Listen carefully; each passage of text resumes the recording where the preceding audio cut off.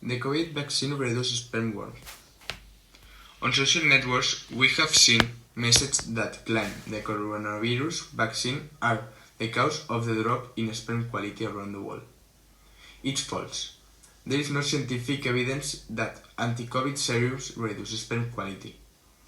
The network messages cite a study with data on sperm evolution that predicts the start of vaccination campaign against COVID.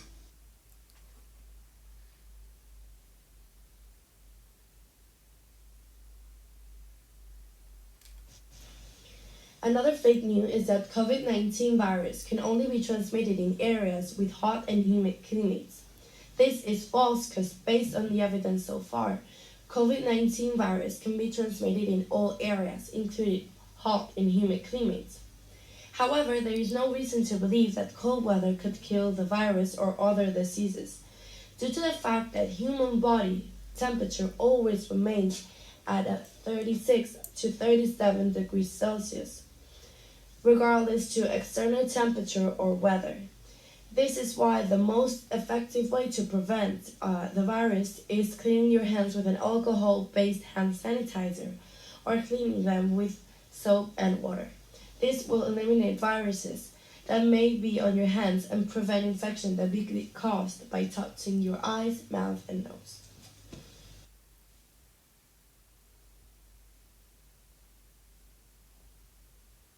One of the most widespread theories about the origin of the recent coronavirus outbreak is that it comes from the Chinese consumption of bad soup. This is false. In fact, several videos that are related to the origin of the coronavirus, which began in the Chinese city of Wuhan, have gone viral. The idea is because people say that Chinese people eat everything, including all kinds of animal, but this does not make up Chinese food culture. It is not that they are not consumed, but the number of people who have them in their diet is very minority. In fact, many of the videos that circulated of people eating bad soup were not taken in China, but in other nations.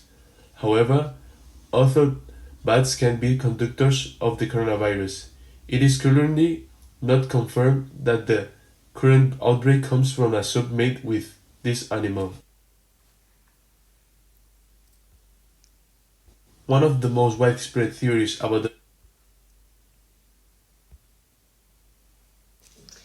The next one says that the Scottish government has declared that the use of face masks are harmful to health. This is false because the Edinburgh executive has not said that the use of face masks has adverse health effects. It is an OX organism from a website that misinforms about the pandemic, the vaccines, and the climate change. It says the following sentence: the Scottish government finally admits that wearing masks is harmful.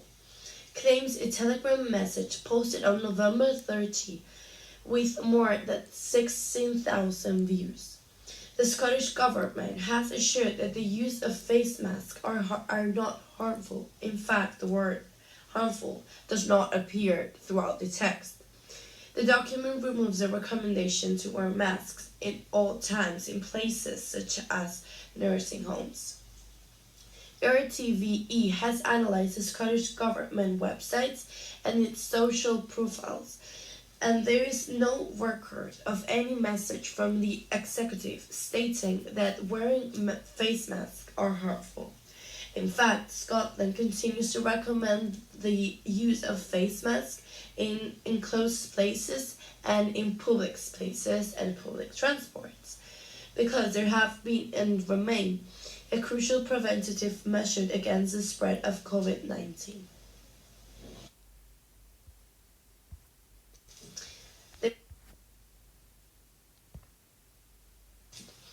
The local police of San Juan de Muro spreads falsehoods about the vaccine. So, the local police of the municipality of Castellon issued a statement that the vaccine against COVID-19 is experimental.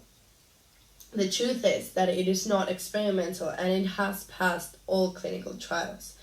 The message promotes the idea that these injections are not safe nor effective in protecting people from the coronavirus.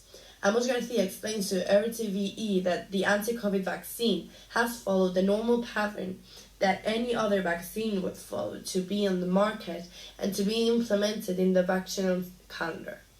Forcada explains that a vaccine is experimental during the entire clinical development phase, but insists that when it is authorized by a health authority of the different countries, one cannot speak of experimental because it is tested in for use in humans.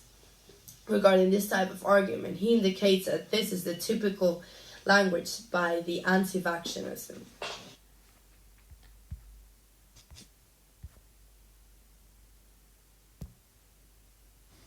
Fallacy about the economy and health in times of pandemic. Either health or economy. Fallacy of the false dilemma.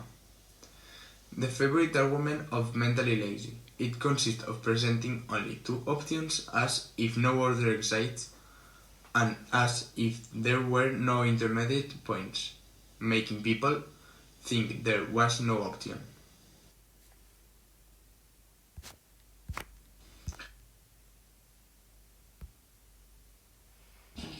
We should not trust the Minister of Health because he's not a doctor. It consists of discrediting a message based exclusively on some dubious aspect of the sender. If the formation of the issuer coincides with his position, as it's the case of the minister of the university, it can also be alluded to his dress, and in extreme cases, to the hair. They do not accept his preparation as good because he's not a doctor. You're not an epidemiologist, so you better shut up. This is the fallacy of the special allegation. It is based on discrediting the interlocutor for lack of certain particular preparation, which can range from a graduate degree at Harvard to extraterrestrial contact.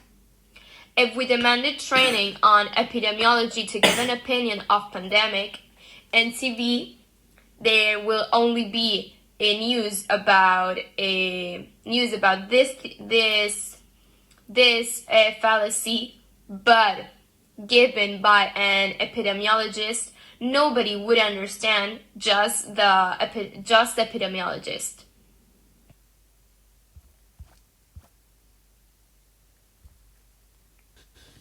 I know several people who contracted COVID-19 and barely felt any symptoms. Therefore, the virus is not dangerous and precautions are not necessary. This statement commits the fallacy of hasty generalization by basing a conclusion about the risk of COVID-19 on a limited number of personal experiences, without taking into account the variability of symptoms and severity of disease in the different people. It ignores the reality that the virus can severely affect some people, especially those with underlying health conditions, and can have long-term consequences even in people who experience mild symptoms.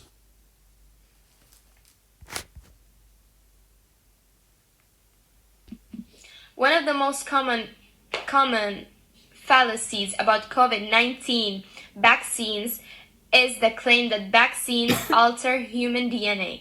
This statement is totally false. Messenger RNA vaccines such as Pfizer-BioNTech and Moderna do not modify human DNA. This vaccine provides instructions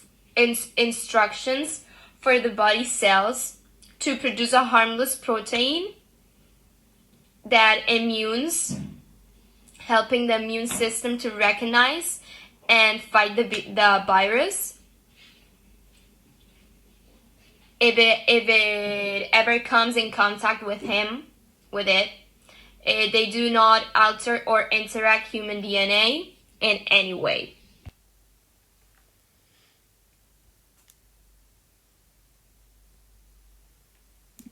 And the last fallacy is Conspiracy theories speak of an evil plan secretly planned by a small group of powerful individuals, says this Jovan Bidor, a professor of psychology at the Open University of London.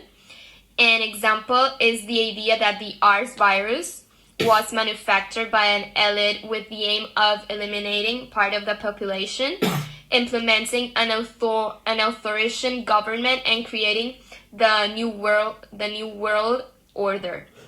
And also Bidor says that the belief that the world is finally controlled by people is a very powerful driver of conspirational belief in times of crisis where there is a lot of lack of information and of explanations. And vaccines, according to this type of discourses, serve to alter human DNA or to implant microchips to other people. This points to Bill Gates as one